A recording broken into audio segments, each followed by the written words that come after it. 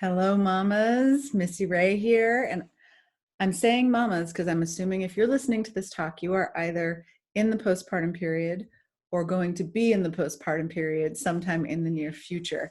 I am currently almost 37 weeks pregnant. And a little bit about me, this is my sixth baby.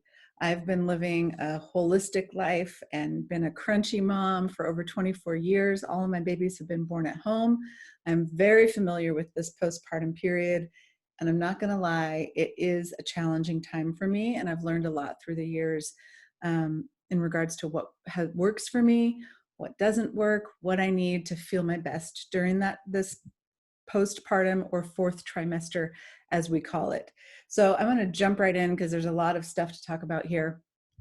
We're going to talk first about what I think is the most important piece regarding postpartum care and care of your hormones during the postpartum period. It might seem strange that hormones are connected to rest, but they are.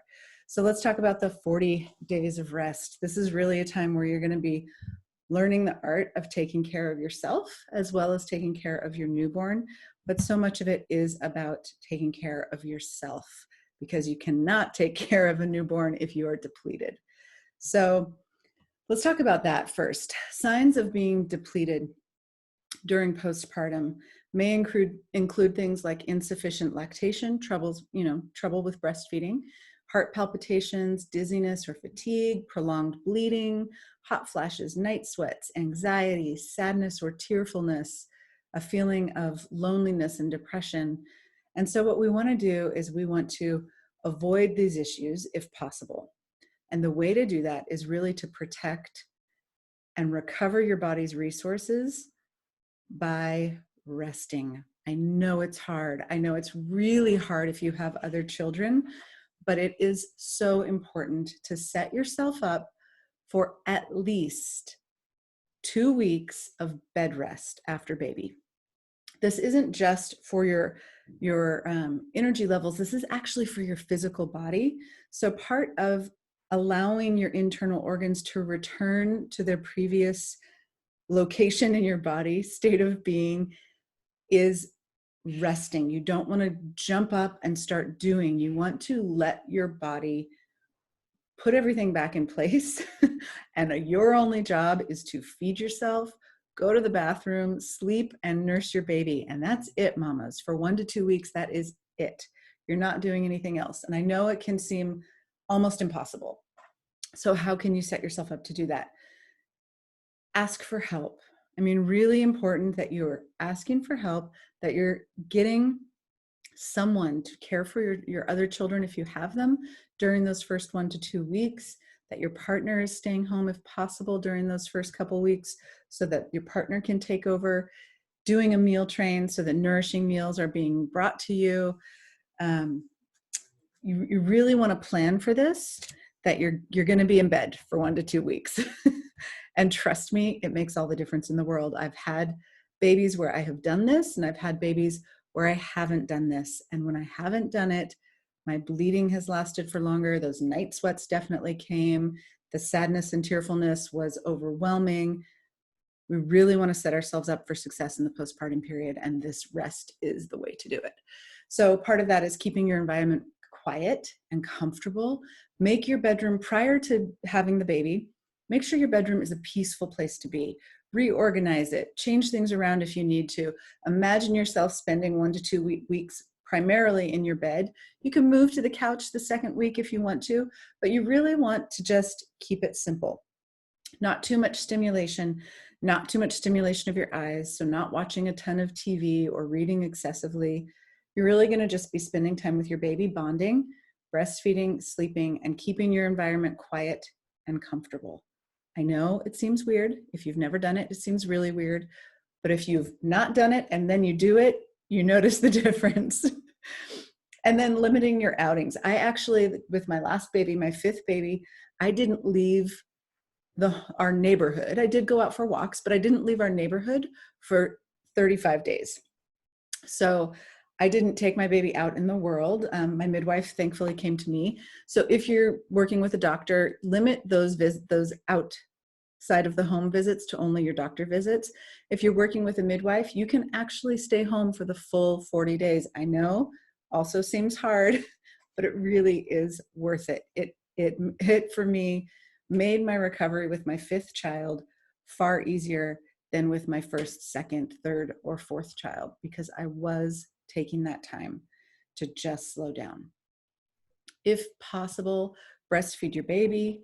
I know that for some women, it's not possible, but surround yourself with support to really make this, the success of breastfeeding, doable. So ask for help from your midwife, La Leche League, ask for help from other friends who've breastfed their babies successfully. Breastfeeding helps regulate your hormones after having a baby. It also helps with postpartum depression, because you're bonding with your baby in a way that you can't otherwise. That skin to skin contact is really important for helping your hormones return to their new state of, well, I guess not return, but go to their new state of being as you're a lactating mama.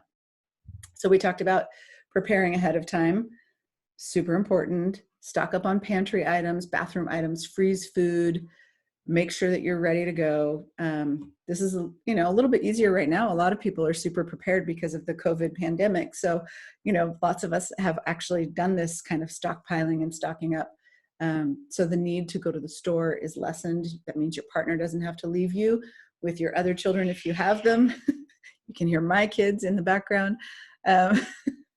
And limiting outside visitors. Again, we're in the middle of, a lot of people are staying away from other people anyway, so this may be an easy one right now, but you really don't want to let a lot of people in during this 30 to 40 day period.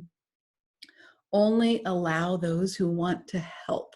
So this is the thing for me. If you're going to come and visit me after I have a baby, you're going to be helping me. You're going to come and do some laundry. You're going to do some cleaning. You're going to bring some food, run an errand on the way.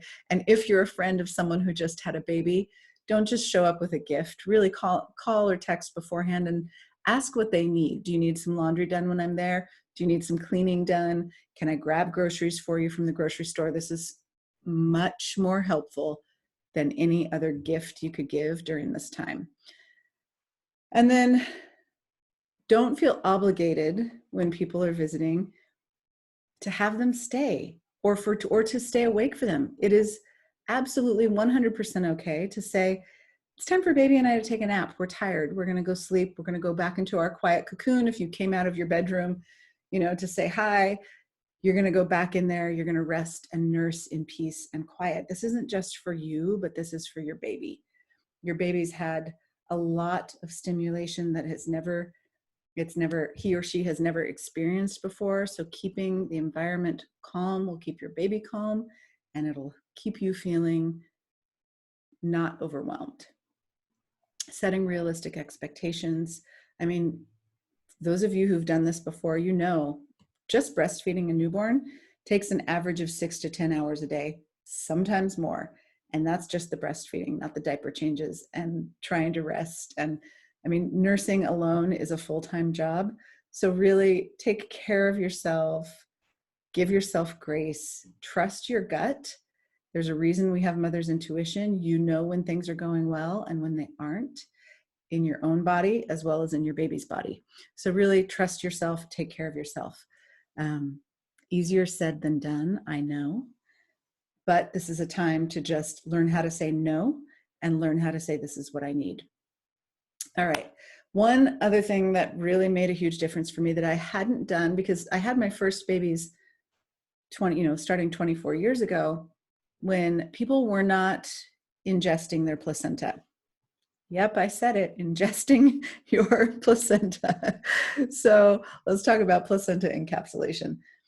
I had never ingested my placenta before until my 5th baby, when I found someone who does placenta encapsulation. This is something that for me made a huge difference. I know it seems strange, but just roll with me on this one.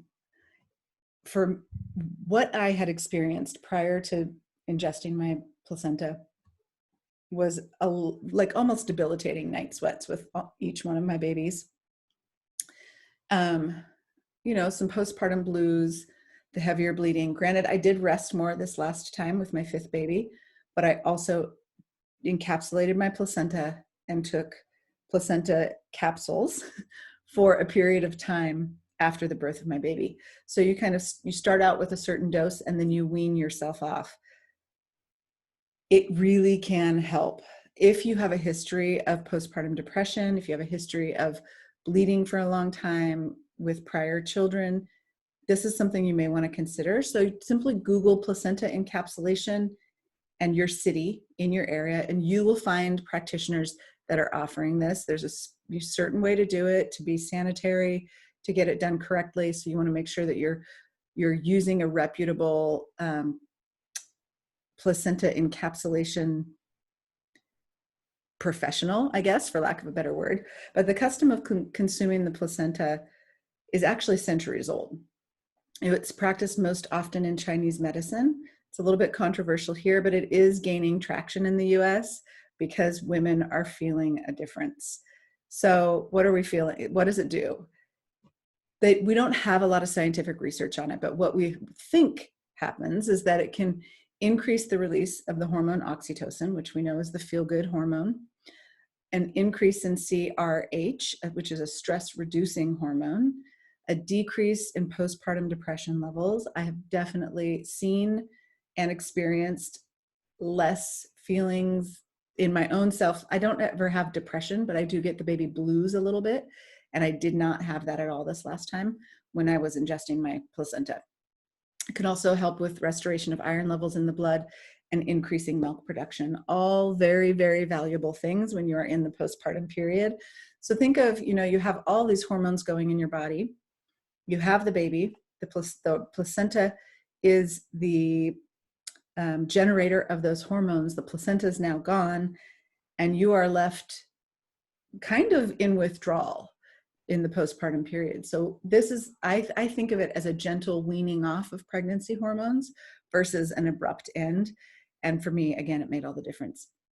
Another lovely thing that you can do postpartum when you are done bleeding. So you can still have a little bit of brown spotting, but Yoni steaming, you've heard us talk about this before at Beyond the Red Tent, and I've done it personally myself postpartum. Yoni steaming is a really lovely practice postpartum. Once you're done bleeding, it can speed healing and tone the reproductive system after birth. So it's really great for women who are experiencing any sort of prolapse, ovarian cysts, uterine weakness, fibroids, but a lot of women after childbirth will experience prolapse. It assists with repairing the tissues of any tears. Hopefully you did not get an episiotomy. I hope you didn't. But if you did, it will assist with the healing of that, as well as with a cesarean scar if you happen to have a cesarean. Hemorrhoids, lots of women after they have babies are plagued with hemorrhoids. This can really help with that. Also helps detoxify the womb and remove toxins from the body and it can actually help you release stored emotions. So you may find that you're a little bit emotional when you're doing your Yoni steaming, and that's a totally normal thing. There is a link above for one of my favorite Yoni steaming herb companies. They also have the little seats you can sit on and the whole setup there. So if you're curious about Yoni steaming, check out that link in the description of this video. And so important, postpartum nutrition. This could be a topic in and of itself for we could talk about this for a few hours, but okay, there's basics. And then there's a little bit more nitty gritty, but number one, don't drink anything but water and nourishing teas. Please, mamas, no sugary sodas, even juices you can limit. You can make yourself an electrolyte drink with fresh lemons, a little bit of raw honey, a little bit of sea salt, maybe a little bit of apple cider vinegar if that's something that you enjoy. That can be drank, but you really want to stick to water. Lemon water is great for hydrating. And then herbal teas. Again, in the description of the video, there is a link for a lovely, supportive herbal tea that you can drink postpartum. You can make it iced. It's really yummy. You can drink it hot if it's cold out, but really stick with things that are going to nourish you. So you don't want to go crazy with sweet anything. Clearly, you want to avoid processed foods and sugar. This is not a time to go eat fast food or have people bring you fast food. It's not a time to be eating sweets or candy. You're looking to be as clean as possible so that your hormones can settle down, right? So avoid caffeine and alcohol. I know you haven't been drinking for 9 months and all you want is that glass of wine. It's really not going to help you right now during the postpartum period, especially if you're breastfeeding. A little sip here and there is fine, but you really do want to avoid caffeine and alcohol. They're going to mess with your adrenals. They're going to mess with your hormone function. It's just not the time for it. And then stick with whole, nourishing foods. So whole grains, wild rices, brown rices. Focus on fruits and veggies, as many fruits and veggies as you can get. And if you're going to eat protein, it really needs to be grass-fed and organic during this time, especially if you're breastfeeding, because as breastfeeding women, we dump the toxins in our body. They are stored in fat. They are dumped out through fat, and fat, our breast milk is made of fat. So we don't want to be pumping our babies full of a lot of hormones or chemicals. So really, save up a little extra money if you need to and spend it on your organic grass-fed meats. Hopefully you have a local source that will really help. And I add in always a green drink or wheatgrass juice daily. I don't go crazy with a lot of juices because they're really high in sugar. I will make smoothies with whole fruits and whole veggies. So smoothies are great. Throw in celery and cucumber and some strawberries and some spinach with a little bit of almond milk or something, and make yourself a nice smoothie, a good vegan protein powder. There's a link in the description for one of my favorite vegan protein powders. Those are great to make during postpartum. Get as many fruits and veggies into your body as you can during the postpartum period. Really important. Staying away from endocrine disruptors. I didn't put that in my notes, but that's an important piece as well. And I'll talk a little bit more about that after I'm done with these slides. So wearing your baby. Oh my goodness, this is something I'm so passionate about. I have a link in the description of the video for using a woven wrap with your baby and a ring sling with your baby. And after this baby's born, I'm going to do another one showing you how to wear a stretchy wrap. So you can subscribe to my YouTube and you'll be able to see all these upcoming baby wearing videos that I'm going to do with my new baby who's currently still being cooked in here. But baby wearing for me, especially if you have other children, is so helpful in the postpartum period. I know we're talking about hormones and wellness, but this is part of wellness, is not losing your mind after you've had a baby and keeping things doable and simple. So baby wearing is a lot more than just wearing your baby. It's actually really good for the baby's overall health and well-being. Babies who are worn by their parents cry less, they sleep better. It's good for their cognitive and social development. So babies who are worn can see what their parents see, hear what their parents hear or say, and are more involved in their parents' everyday lives. It also, having your baby close allows you to respond to their cues and touch them more. And all of this enhances their learning and cognitive development and overall well-being. Babies who are worn a lot actually also have less colic and reflux. It can help promote digestion. Babies in a carrier, they learn how to use muscle groups and balance themselves. And my favorite way to wear a newborn is actually in a stretchy wrap for the first probably month before I move to a woven wrap. So a good stretchy wrap, I've got a link for a good stretchy wrap in the description of the video as well. The obvious, right? It helps you keep up with life, hands-free, you can nurse discreetly. It takes a little practice to learn how to nurse in a wrap, but you can do it, and it's awesome especially if you're a little bit more on the modest side. It's for baby, it's soothing. Baby has been in your body so far, he or she's entire life. The baby is familiar with your movements, your heartbeat, your voice. and having the baby close to you on your chest and skin to, hopefully, ideally skin to skin. If you're at home, take your shirt off, take your baby's shirt off, get that nice skin to skin closeness. The skin to skin closeness is going to help regulate your hormone balancing. It's going to help decrease postpartum depression.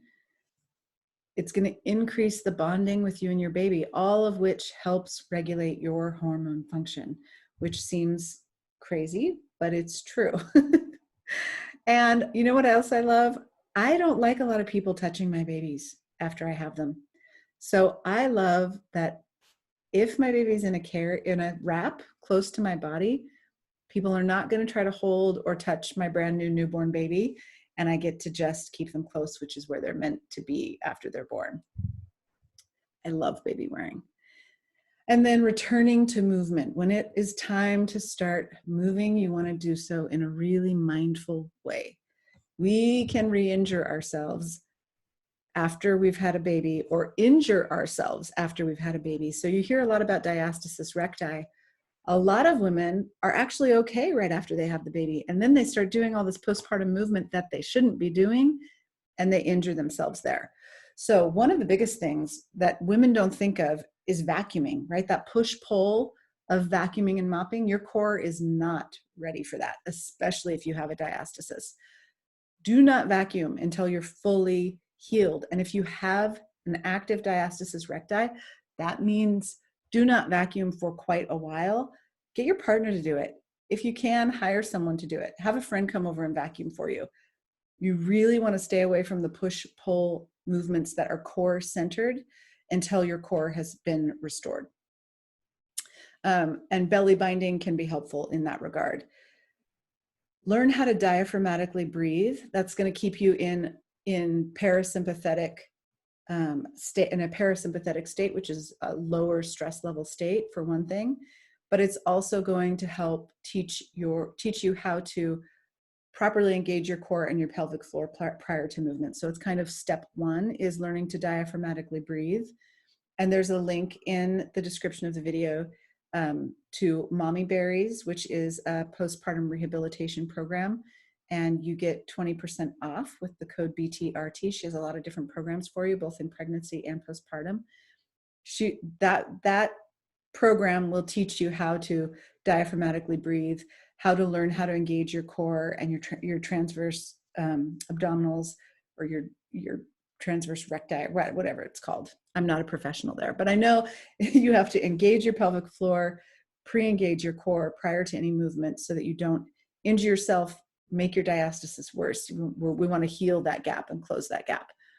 Don't carry anything heavier than your baby until you're fully healed.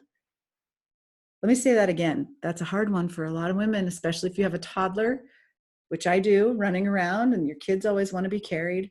Do not carry anything heavier than your 7, 8, 9 pound baby until fully healed. Don't lift heavy objects. Do not try to lift weights. Don't try to go back to your intense workout movements. Don't try to bounce back. This is not a time to bounce back. This is a time to be gentle with yourself. It's a time to be kind to yourself. It's a time to accept that your body took 9 months to grow a baby, actually 10 months to grow a baby. And it's going to take that amount of time to come back, at least. For me, it usually takes a little bit longer. So be gentle with yourselves. Another thing I wanted to talk about is staying away from endocrine disruptors during the postpartum, well, always ideally, but during the postpartum period, especially, again, if you're breastfeeding, watch what you're putting on your skin. Use simple things, use simple products. You'll save money too. You can put olive oil on your skin, put a little lavender essential oil in it. You won't even smell it after it soaks in. I promise you won't smell like olives all day. That is a really affordable, amazing moisturizer. You can use shea butter, jojoba oil on your skin. Just use water and a washcloth to wash your skin with. You don't need a bunch of fancy stuff. Keep it simple. You want to ditch plastics. So we talked about drinking water. Don't drink your water out of plastic. Please use a jar or something glass or stainless steel. I like to use jars because they're cheap and easy. Um, and then as you're recovering, you're going to be bleeding. Another thing to be mindful about is the menstrual pads you're using. Staying away from chlorine bleached menstrual pads or non-organic menstrual pads. So using either organic disposable pads, or I have a link that for what I'm using, which are cloth pads. So they are organic cotton, and they are cloth pads that are reusable. I know some people think ew, ew, ew, but it's really not. It's not a big deal. You rinse them out, you wash them with your towels. It's cool. And then those are sensitive tissues that will absorb whatever they are touching. And you don't want to have a lot of chemicals there, because you're going to bleed for a while. You're going to be using a lot of these pads or liners. You can also do the period undies when you're not bleeding so heavy. I find that those are nice postpartum. I think that's about it. There's a lot to think about postpartum. I think the biggest thing is to be gentle with yourself. Give yourself those 40 days. I promise you won't regret it. Learn to say no. Learn to ask for help. Rest, rejuvenate, restore, feed yourself well. Ask others to feed you well. This is not a time to be shy. If you're doing a meal train, don't be shy about saying, please only bring me organic meat. Please only make me things that are gluten-free if you're gluten-free, or please use organic fruits and vegetables because I'm breastfeeding and I don't want to put chemicals in my body right now. So it is okay to ask for what you need. You don't have to just take what's given to you. You can ask and make requests. People are usually really happy to do something special for you during this period. So enjoy. I hope you enjoy your baby and enjoy your postpartum period. I know I am very much looking forward to meeting this little human who's right here and taking my 40 days of rest and rejuvenation. All right.